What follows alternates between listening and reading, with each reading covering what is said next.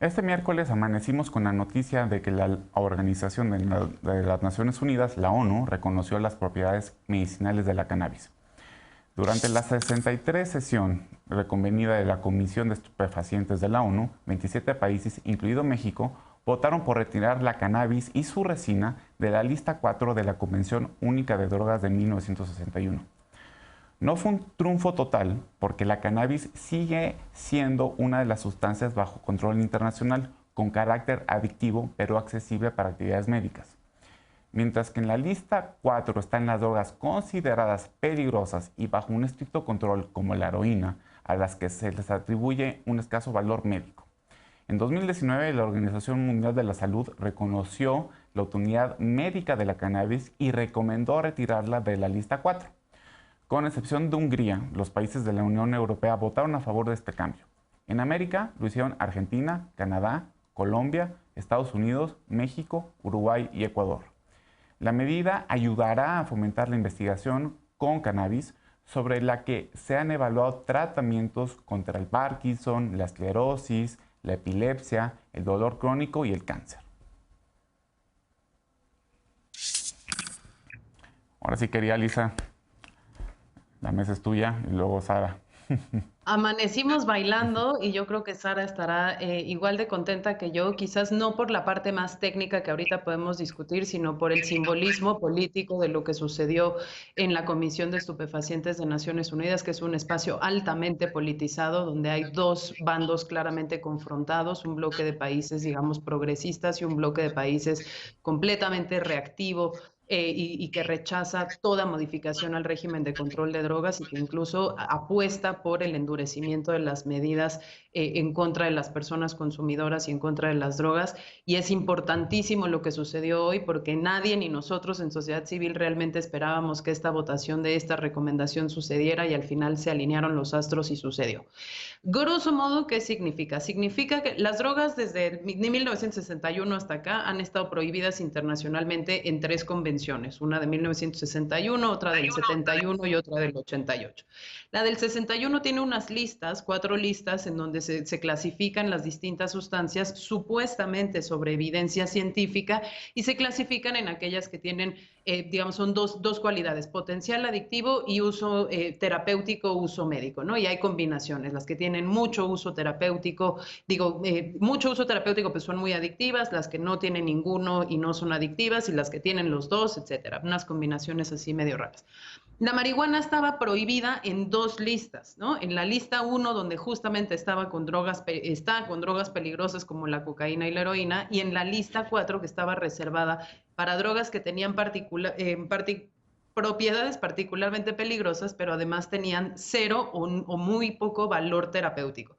Y lo que pasó es que en Naciones Unidas se quita la marihuana de esta lista y se le reconoce por primera vez, ahí sí sobre evidencia científica, que sí tiene usos médicos y terapéuticos y que sí es posible que esta convención ya no recomiende prohibir esta sustancia para esos fines, lo cual es muy importante considerando la oleada de reformas locales que se han venido sucediendo, sobre todo en las Américas. Argentina, el último país que hace un par de días genuinamente aprobó el uso de marihuana para fines medicinales.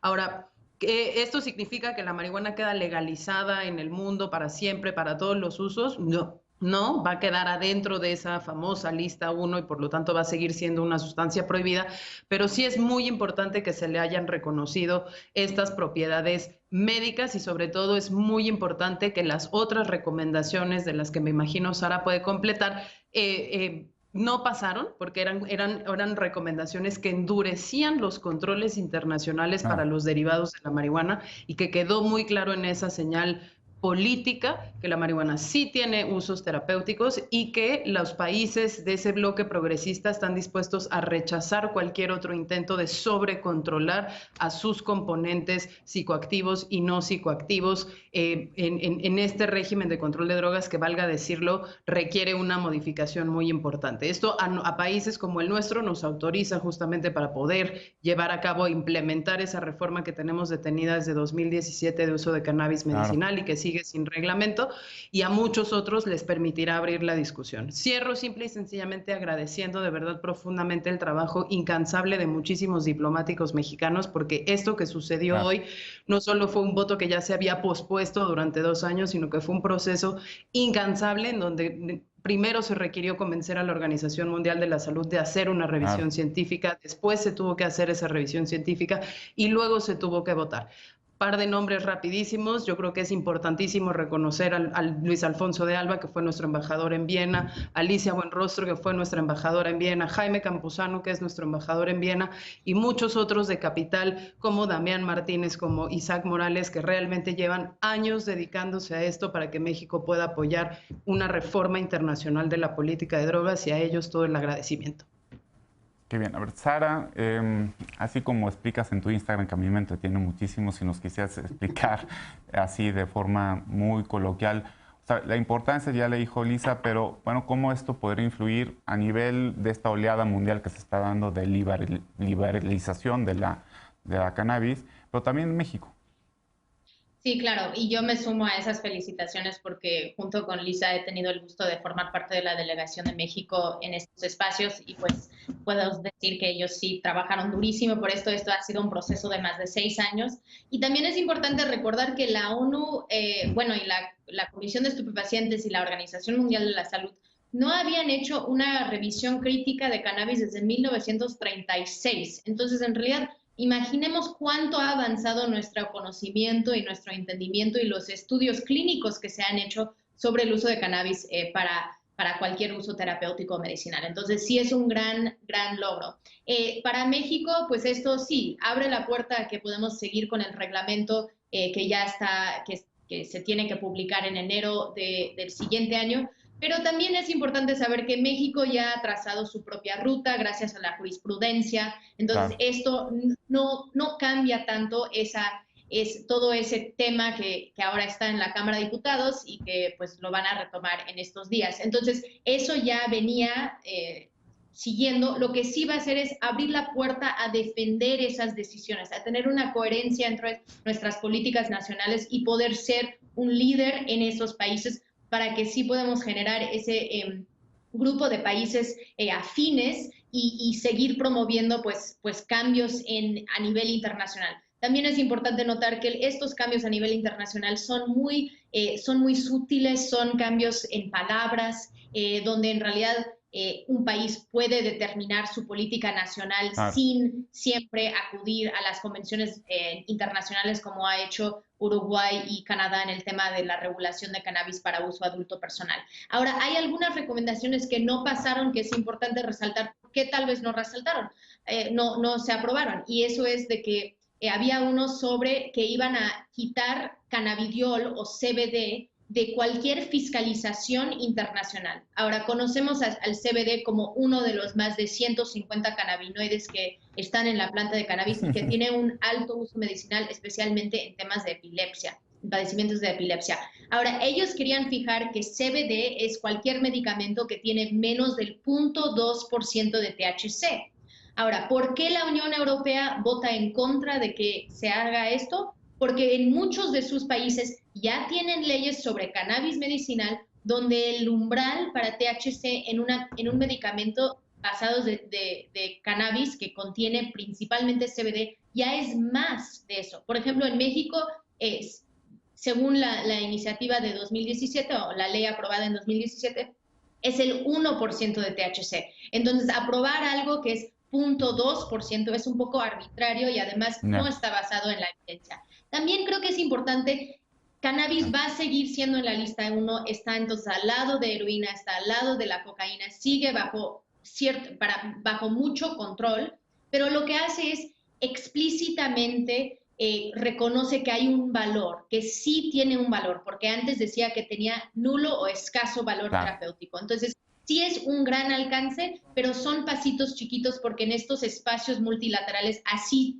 tomamos los pasos. Pero México debería estar pues muy feliz. Había un bloque de países liderado por Rusia, de 27 países, 29 que firmaron la declaración en conjunto, donde ellos decían, no queremos que pase ninguna de estas recomendaciones y que son un bloque pues muy conservador de Jorge, países.